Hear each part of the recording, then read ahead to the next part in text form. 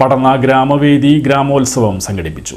പടന്ന ഗ്രാമവേദിയുടെ ഗ്രാമോത്സവത്തോട് അനുബന്ധിച്ച് 30ാം വാർഷിക ആഘോഷവും നടന്നു.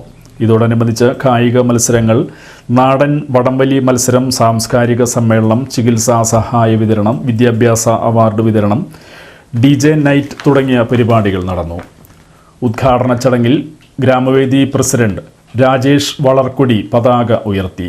വൈകിട്ട് നടന്ന സാംസ്കാരിക സമ്മേളനം VR സുനിൽകുമാർ MLA ഉദ്ഘാടനം ചെയ്തു. അറിവാണ് എല്ലാത്തിൻ്റെയും ഉറവിടമായിട്ട് നമ്മൾ കാണേണ്ടതായിട്ടുണ്ട്.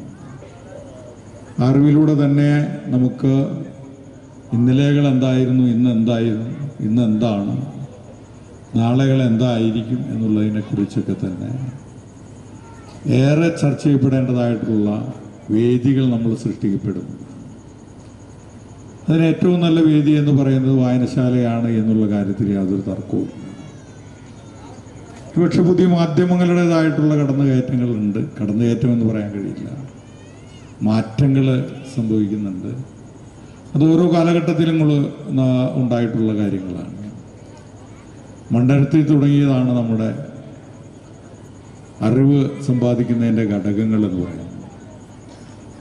അതിന്ന് മൊബൈൽ ഫോണിലും ഇൻ്റർനെറ്റ് സംവിധാനം വരെ എത്തി നിൽക്കുന്നു എന്നുള്ളതാണ്.